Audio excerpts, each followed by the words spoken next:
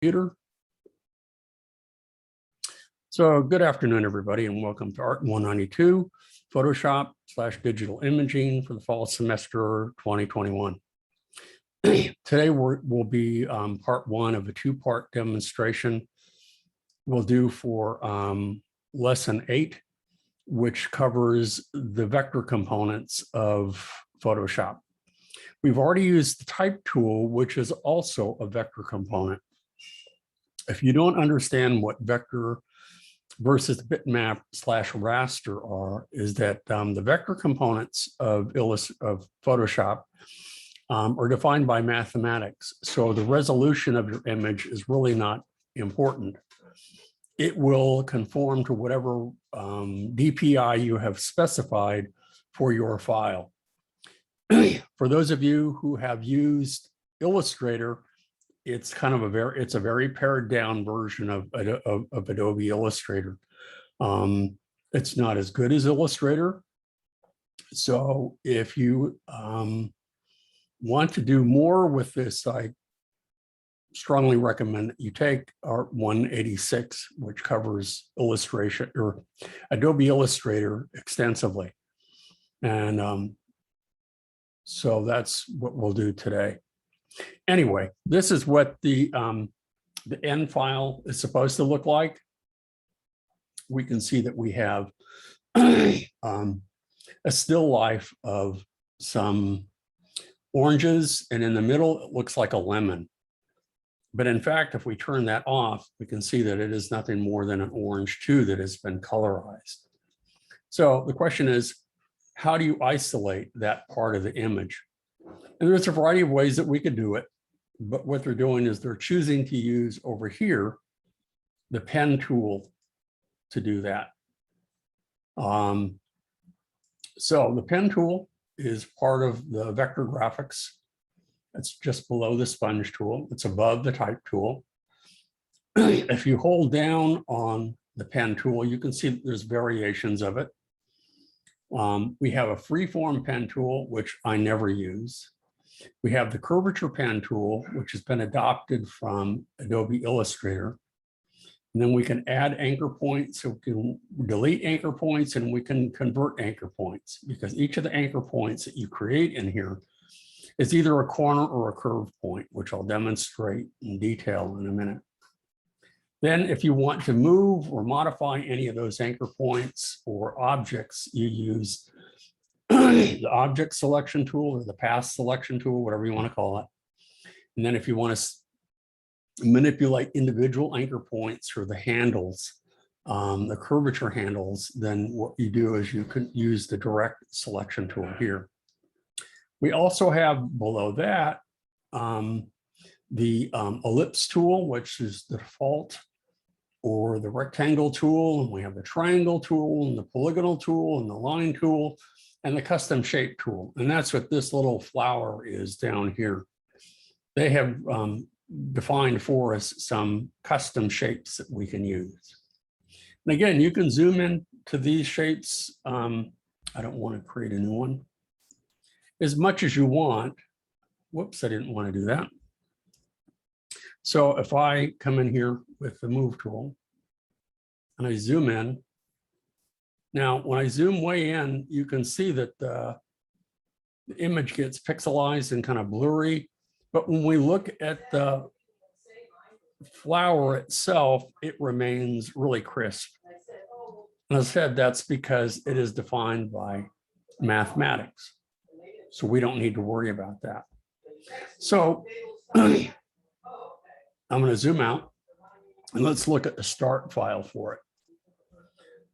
And so what we're doing is we're taking the pen tool and we're going around the horn here.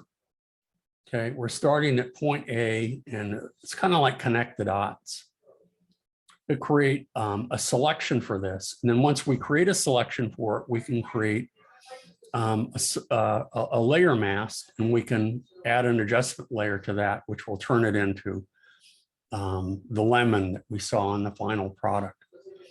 In addition to that, as I said, we have these other, if I come down here and we look at the object here. Now for paths, you can use shapes, or for any of these tools, the pen tool or the ellipse tool, you have the choice of selecting paths or shapes. And there's a distinct difference between the two, which we'll point out.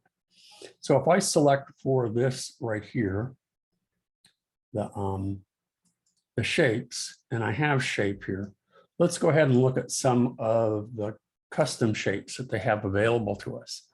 And where you'll see them is right up here, okay? So if I click here under these shapes up here, we have leaf, leaves and trees. These are relatively new. I think they should have left the old ones alone. We have some wild animals.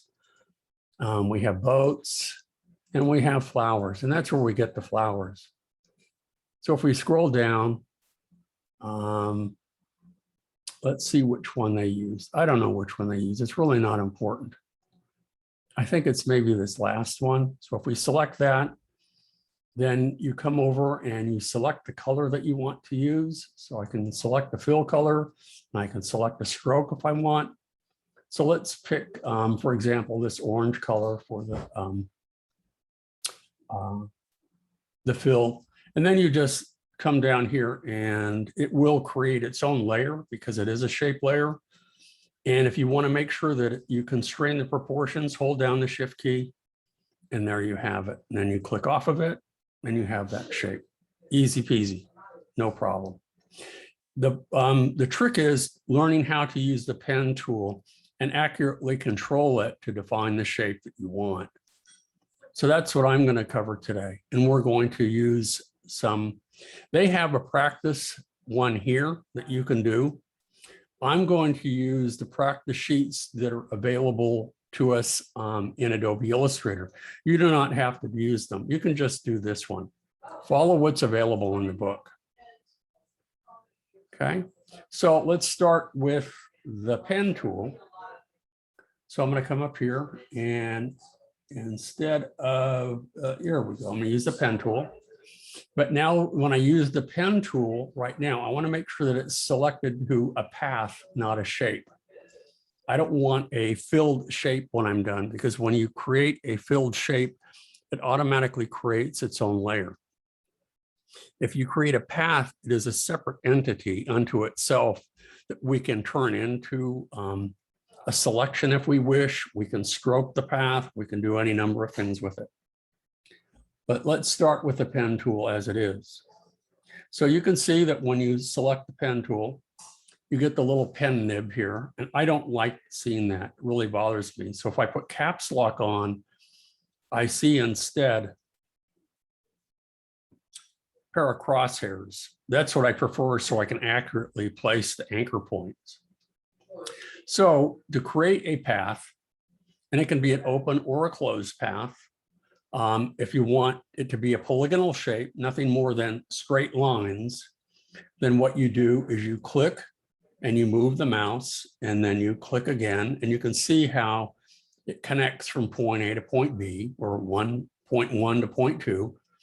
And then you continue to click and move the mouse and click and move the mouse and click and move the mouse and click and move the mouse and click.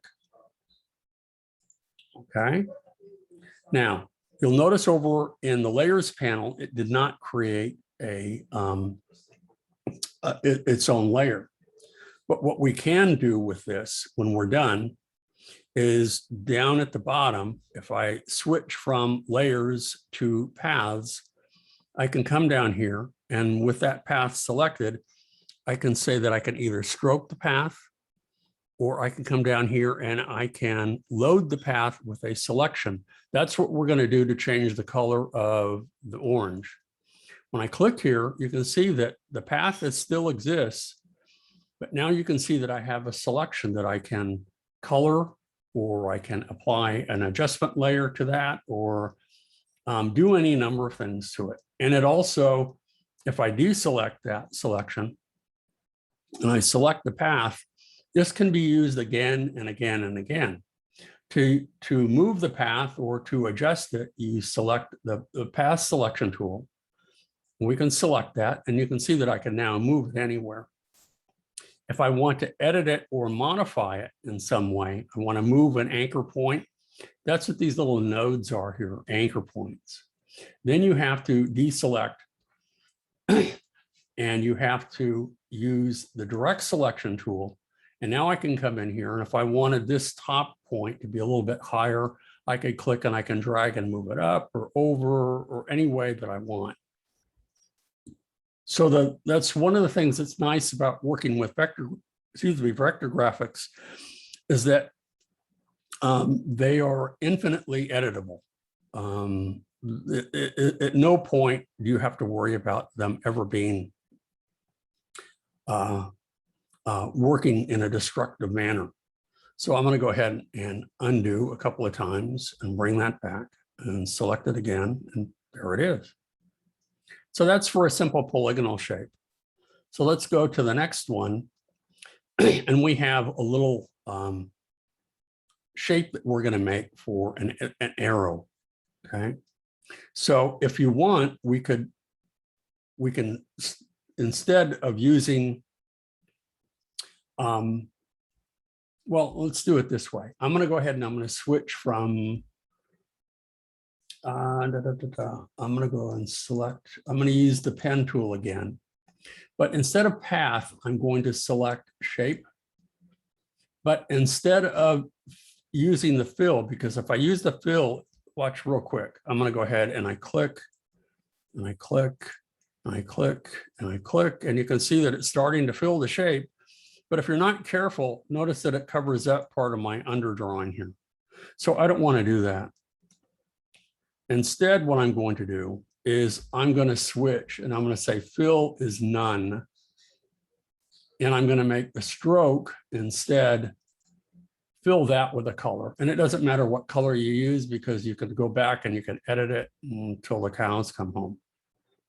So if I click here, and I want it to be a perfectly vertical straight line, I hold down the shift key.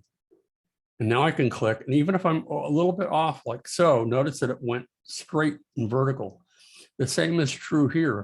Even if I'm off a little bit and I hold down the shift key, it's straight. Now, if I wanted this to be at an absolute 45-degree angle, if I held down the shift key, it moves it to there, but I don't want it to be because this isn't quite 45 degrees. I just click and I move the mouse here and I click. And now I want this to be, again, perfectly horizontal. So I hold down the shift key and I click. I want it to be perfectly vertical. I hold down the shift key and click. And now I want it to close. So when I move the mouse over the starting point, notice that there's a little circle in the lower right-hand corner. That indicates that it will be a closed path. Now, when I go back to the path selection tool and I deselect, you can see that it's a very thin green line. If I come back here, let's go back. I didn't want to do that. I don't want to make a copy of it. Let's go back here. I just want to select it. And let's go back to layers, and I want to double click on that shape. Now, instead, all I have to do is click here at the top, and let's make it a little bit fatter line. There you go. And then if I want no line at all, I just go back and I can select, and I select none. And now I can go back with a fill, and I can select whatever fill that I want. So let's go ahead and select that orange color. So that's how you work with the vector graphics in here. Okay, but that's with a straight line.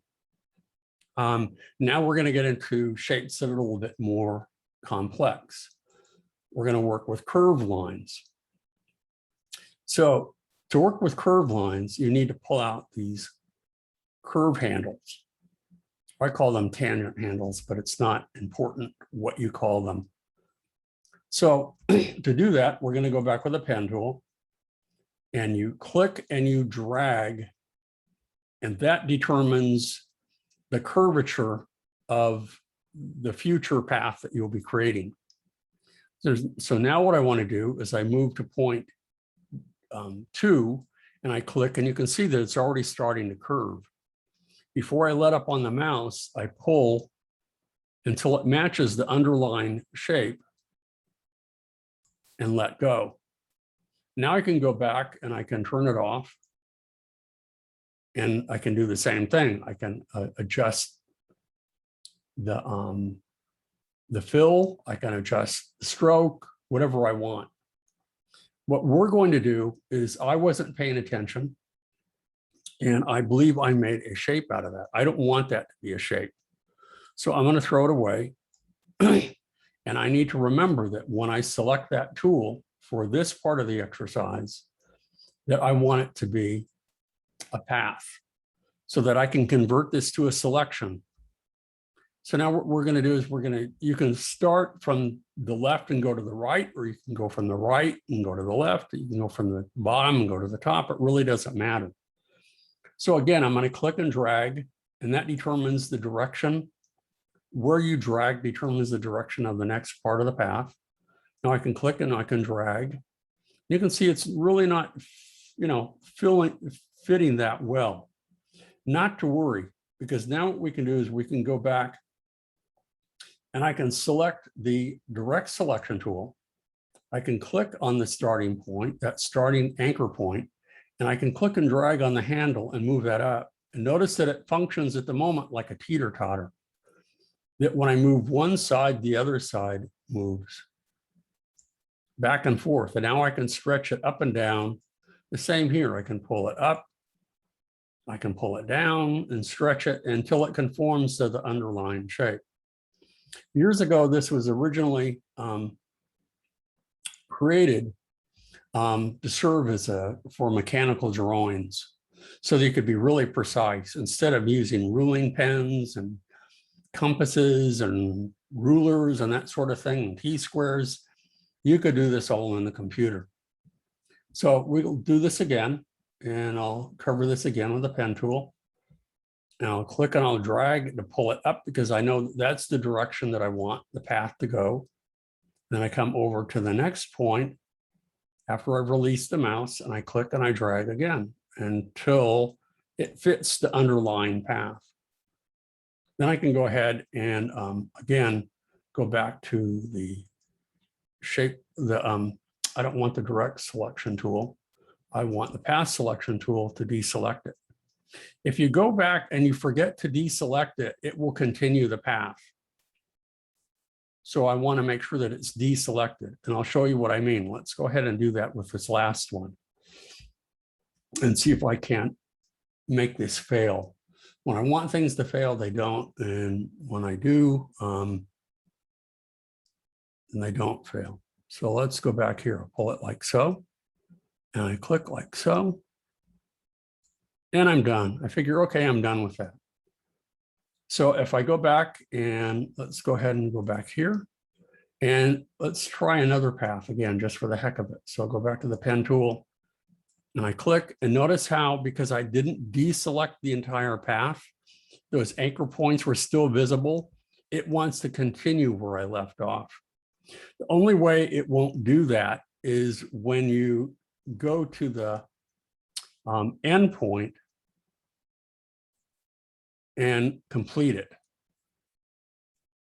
Or I can go up here and come down to here, and that completes the path. And it makes a complete circle. If you don't want that complete, let's say you want a semicircle, then what we could do is, that's where we use under here, we could use the convert path tool. And I can go ahead, and before I do though, let me go ahead and let's deselect and select one anchor point here. There we go. And then I'm going to use the convert anchor point tool, and I'm going to click here. Now notice that it flattened both. I don't want that. So I'm going to go ahead and I'm going to click here and pull that in. I'm going to click here and pull that in. So now I have a semicircle. Now I can come back out here and again, select the shape tool, or the object tool, and we can close it. So now this is a closed path. The next one gets a little bit harder yet. So now what we're going to do is we're going to create a sine wave. kind of nice squiggly one. So the next question that you should be asking yourself is when you create more complex compound curves is to where do you add the anchor points? The anchor points are where the path changes direction. So let's start again with the pen tool, not that one, the pen tool. Now I'll click and I'll drag and I'll move it up here. Now I could put an anchor point right here, but it's not necessary because really it does change direction, but not, imagine yourself, this is the metaphor that I use. Imagine yourself in a car and you're looking at the map, not at the same time that you're driving, but the navigator is looking. And they're telling you, or you see a road sign ahead that says there's a curve ahead. You know that there's a curve ahead, so you start to turn the steering wheel. Well, if you just leave the steering wheel partially turned, eventually you'll come back full circle. At some point, you're going to determine, well, at this point here, this is where it changes direction. So now I continue to pull until it matches. And I do the same here. It's going to pull. Now, if I pull in this direction, notice what happens. I pull in this direction and it pushes that part of the handle down. So I keep clicking and dragging until I reach my designated endpoint, like so. Now, at any time, if you're not happy with how it follows the underlying path, you always can go back to the direct selection tool, select individual anchor points, and you can move them up or down and around. What I like to do is I like to zoom in a little bit more. And you can see that when I zoom in really tight, I'm really off on some of these. So what I do is I move the anchor point first and try to center it up and get it as close as I can to where it needs to be. And then once I get it in position, then I can come back and I'll take these curvature handles and I'll begin to manipulate those until I get it to fit the underlying path that I've specified. So I'm pretty much good to go here, not too much. And you'll notice that mine doesn't exactly follow their anchor points, but it comes pretty darn close. Okay, but the important point is that, not does it follow their specified positions of anchor points and curvature handles, but does it match the underlying path? So the next one gets a little bit harder yet. And I'll zoom in a little bit more so we can see this a little bit better. There we go. So now you'll notice it's not, we have a curved path, but it comes to a sharp point. So this is more of a scallop shape. So they're giving you instructions down below, but I'm going to give you the verbal instructions now of how you do that. So we start off the same as we've done before. We click and we drag. And then we come down here to point 2 and we click and we drag until it matches. But before we go to point 3, we need to take this part of the curvature handle and we need to bring it up here so that it changes the direction. Because if I click to point 3 and I drag, it wants to pull this part of the curve down. See, if I click here, I can't get that to go up. So let's undo that. So what I need to do is I need to hold down the Option key or Alt key on the PC, and I drag that curvature handle up to here. Now I can go to point 3 and click and drag until it matches. So now we just simply repeat the steps again and again and again. I pull it down until it matches underneath. And again, I still probably have some tweaking to do when I'm done, but I hold down the Option or Alt key on the PC. I click on that tangent handle and move it up in the direction I want it to go. And then I click on point 4 and I pull it down until it matches underneath. And I repeat again. Hold down the Option or Alt key, click on the curvature handle and drag it up. let go of the mouse, and then I click on 0.5 and drag it down, let go of the mouse, hold down the Option or Alt key, click and drag it up, and then go to 0.6 and click and drag and pull it down until it matches the underlying path. So we're set to go. Okay. So that's the next part. That's a little bit harder. Now we want to go from a straight line to a curved line, and from a curved line back to a straight line. So now it gets a little bit more difficult. Okay, so we're going to do, variations on what we've just started here. So again, I want to make sure that I have this set to path. I mean, if you wanted this to be a filled shape, you would switch to shape, and then it would automatically create its own shape layer. But I don't want that, because for the exercise that we're doing in the book, we're creating a path that will be turned into an adjustment layer. That will be turned into a marching ants that will be then turned into an adjustment layer. So I'm going to go ahead and I'm going to click again and drag, because I know that the path is curving up.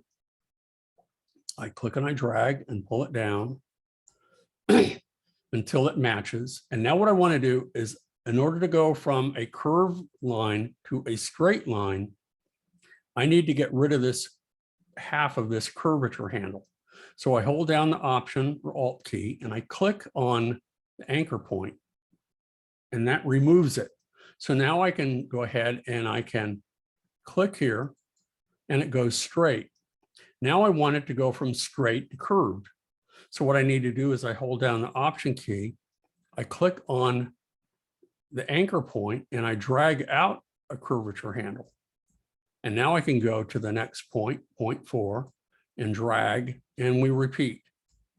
I hold down the Option or Alt key, I click on the anchor point, and that removes it. I go to 0.5. And if I wanted it perfectly horizontal, I should have held down the Shift key. Now I want to pull out a curvature handle. So I hold down the Option or Alt key and pull it out. And then I go ahead and I click and I drag like so. And you can see that I'm off a little bit. So no big deal, no biggie. I can go back and I can use the Direct Selection tool. And I can then click on individual curvature handles. I can move individual anchor points until I get it to fit the way I want it to fit. So let's move that like so. So we're good to go. That's pretty much what I wanted to cover today. It took me less than a half an hour. What I should do though is, and I hope this doesn't slow down my recording at all, like it did the other day, is that I don't know that I've talked that much about the difference between vector graphics and raster or bitmap graphics. Now, Photoshop is principally a raster program, bitmap. And it's essential that you know, when you're working with bitmap or raster graphics, it's essential that before you start a project, you know two things. One, what is the final output size? Is it in pixels? Is it for the web, or is it for print? And is it going to be in inches? And then you need to know, what resolution do you need? Is it going to be, how many pixels per inch? If it's for print, it could be 300 pixels per inch. That's usually the ideal setting. If it's for the web, 72 pixels per inch is fine. So you need to know those two things. When you're working in vector graphics, that's really a non-issue, because one file size fits all.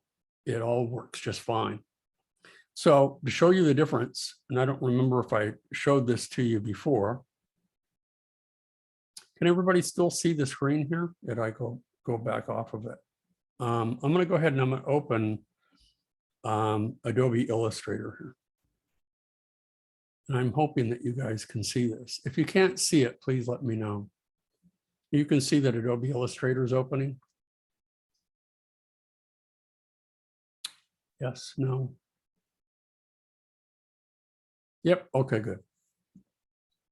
So it'll take just a couple of minutes, and it's easier for me to demonstrate the difference between the two programs in Illustrator than it is in Photoshop.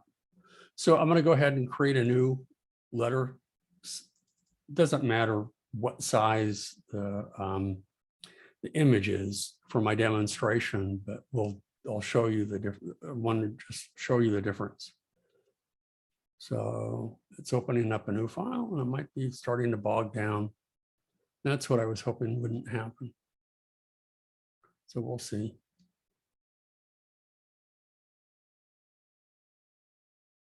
Come on.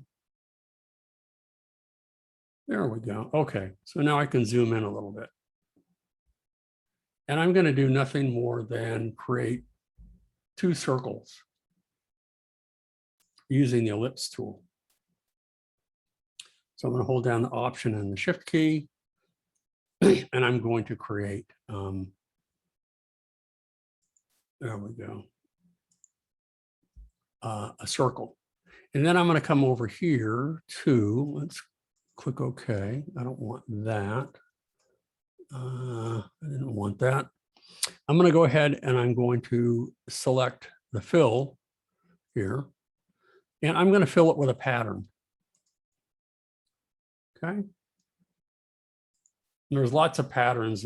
I don't know how many of you have used Illustrator can have, and it doesn't matter how much I zoom in. Notice how crisp and clean the curves are. You don't see any jaggies, just perfect, because again, it's all defined by mathematics. And that's the vector component of Photoshop. Okay, so what I'm going to do is I'm going to copy this. I'm going to copy this shape. I'm going to go to my move tool. You can see that it's far more extensive over here, but it has some of the basic features that Photoshop has, some of those basic features. So I'm going to come over here and duplicate it. So there we go. And I want the stroke to be none. I should have done that before. There we go.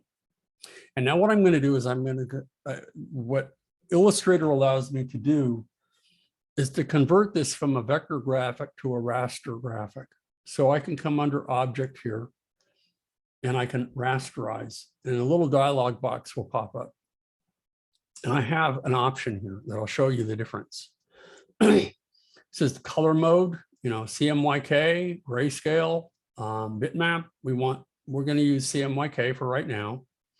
I could choose high resolution, but to demonstrate and to kind of drive my point home, I'm going to use 72.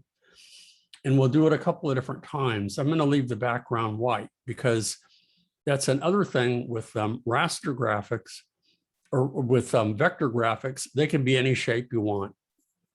With raster graphics, they have to be rectangular. So what I'm going to do is I'm going to leave the background white and watch what happens. I click, and notice that that background outside of the circle is turned white.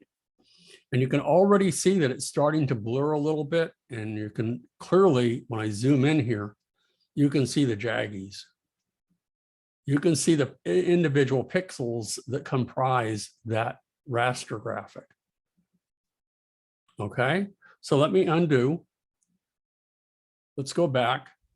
And this time, it does give you the option when you go to Object and you want to rasterize it, that I can go ahead and I can increase the resolution depending on what kind of project I'm working on, or I can make the background transparent. And click OK. And it still is jaggy unless I were to pick a higher resolution. And even so, if I enlarged it way beyond its original size that I'm using right now, you'll begin to see the individual pixels. What's nice about the advantages and disadvantages of vector graphics versus raster graphics is that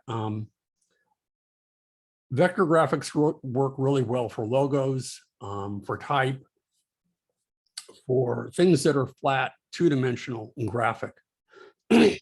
So for example, if I designed a logo for a client and the original logo was intended for their letterhead, envelope, and calling card, and it was only maybe 1 inch high, I could use that same file if it was designed in Adobe Illustrator, that very same file, and enlarge it 30 feet high to put it on the side of a building, or to, enlarge it so that it's, placed on the side of a truck or on someone's uniform or something. That's not the case with the raster graphics. You have to know in advance the size that you're working with. It's not as flexible. But the downside to vector graphics is that it works best with two-dimensional and flat shapes. Okay. Photoshop, because it is raster, you're manipulating individual pixels. And the higher resolution you work with, the more pixels per square inch, then that means that you can have subtler variations in tonality. You can create the gradations. You can work with photographic material. You can get close to photographic quality these days with vector graphics, but it will never be a substitute for a photograph. Anyway, those are the differences. So I'm going to go ahead and I'm going to quit Illustrator. And I'm going to go back to Photoshop here. And let's go back to the end one here. So here's our end shape. And I'll get started with this today. I won't complete it. I'll just work a few minutes, but we're going to start at the point here. And we're going to go to point B and then C, so that you want to drag the handle. And I may do it a little bit differently than theirs. But again, I'm going to start with a pen tool. I want to make sure that it's a path, not a shape. And I'm going to click here, and then drag the handle to here. Now, the reason they didn't click and drag first is because they knew that this comes to an abrupt point. Now I can go to point C. And again, I need to drag it to this hollow point here to complete the curve. And then I click again, point D, and drag it so that it completes the curve a little bit. And then I go to point E and click and drag. And then go to point F and click and drag. And then I go to point G and I just click. And by just clicking, it turns it into, it should turn it into a corner point. Now I can go to point D and click here, or H rather. Click here on point I and drag, and then just come down to point J and just click. And I can go to K and just click. Then I can go to L and click and drag, and go to M and click and drag, and go to N and click and drag. And I don't know how accurate their points are. I'm just following them. Now I can come to point A again and click. Now what I'm going to do is I'm going to turn off the guides to see how close this works. So I'd probably, at this point, what I would prefer to do, and you can see that there are some glitches in here. I'm going to come back to my original starting point and go around the horn with the direct selection tool and select the individual anchor points and move them until I get them into position exactly where I want them. And then I'm going to come make sure that they're positioned correctly all the way around.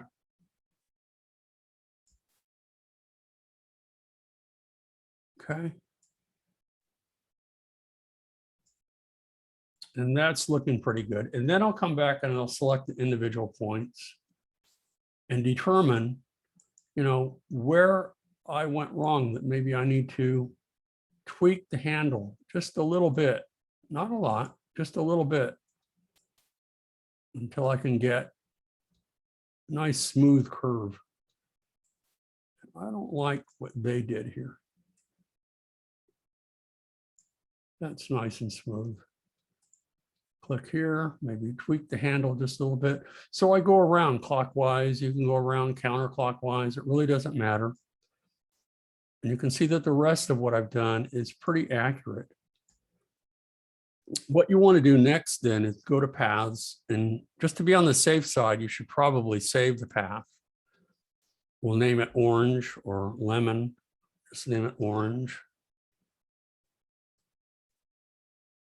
Okay, and you can turn it off and you can turn it back on by clicking on it. And now what we're going to do is we can come back here, and under this third dot here, with that path selected, we can create a selection from that. And that allows us to go back to layers and to select not the path guide, but our background image here.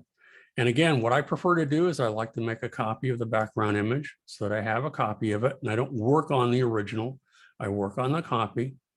And now what we can do is we can use an adjustment layer.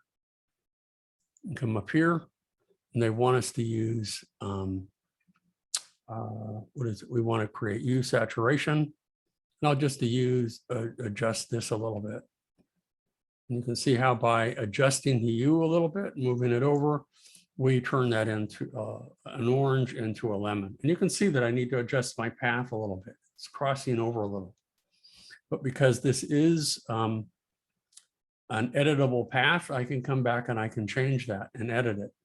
The edge is a little bit too sharp for my taste, but that's something that we can tinker with next Tuesday. No, today is Tuesday. No. Yeah, today is Tuesday. No, Wednesday. What am I saying? We'll cover it next Monday. I'm getting old. What can I say? I'm losing track of the days of the week. So that's your introduction to vector component of Photoshop. You may or may not want to incorporate that into the next assignment, which will be to do a movie poster that we'll talk about more next week. Remember that your postcard is due this week, or the Soapy Photobomb, whichever you choose to do. And that will be it. So I'm going to pause. Don't leave just yet. I'm going to pause and I'm going to say goodbye, and I'm going to pause the recording, and I want to continue to